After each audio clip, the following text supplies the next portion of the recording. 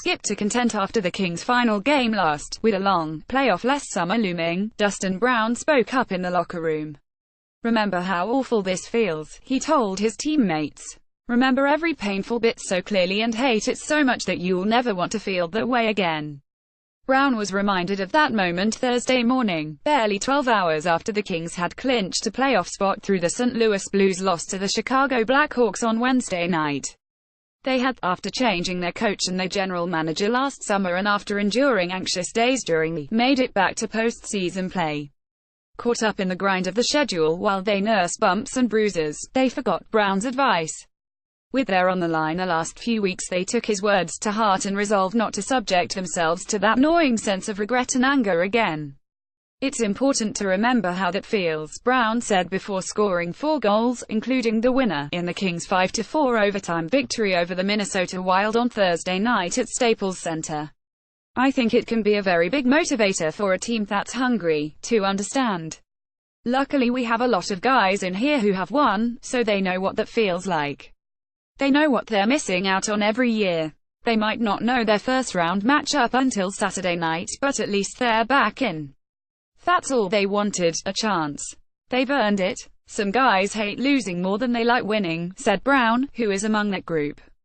Their return to the playoffs could not have happened without an astonishing turnaround by Brown, whose 28 goals are 3 more than he scored in the last 2s combined, and the rebirth of Anze Kopitar, whose career-best 91 points in defensive excellence make him a contender for NHL Most Valuable Player honors.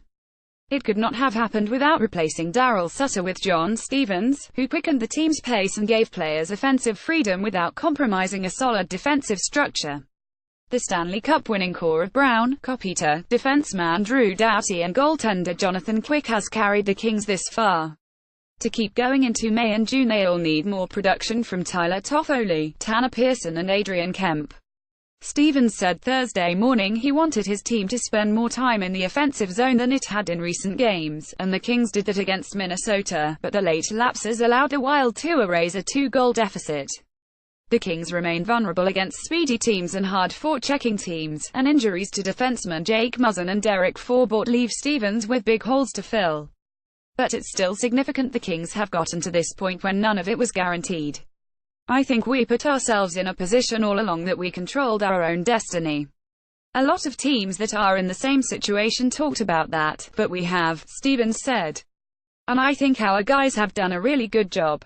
At critical moments of our here we got some key points, maybe none bigger than that last road trip we had," he said, referring to his teams earning 5 of 8 points at Minnesota, Winnipeg, Colorado and Edmonton to stay in the playoff scramble. Although their clinching was a moment they had long awaited, no one celebrated. Kopitar was home Wednesday night playing with his kids, just running around the house, and not monitoring NHL scores. The sudden, constant buzzing of his cell phone told him all he needed to know. "You're happy to see the check mark next to the team's name, so it's a good feeling, but at the same time you can't get ahead of yourself," he said Thursday.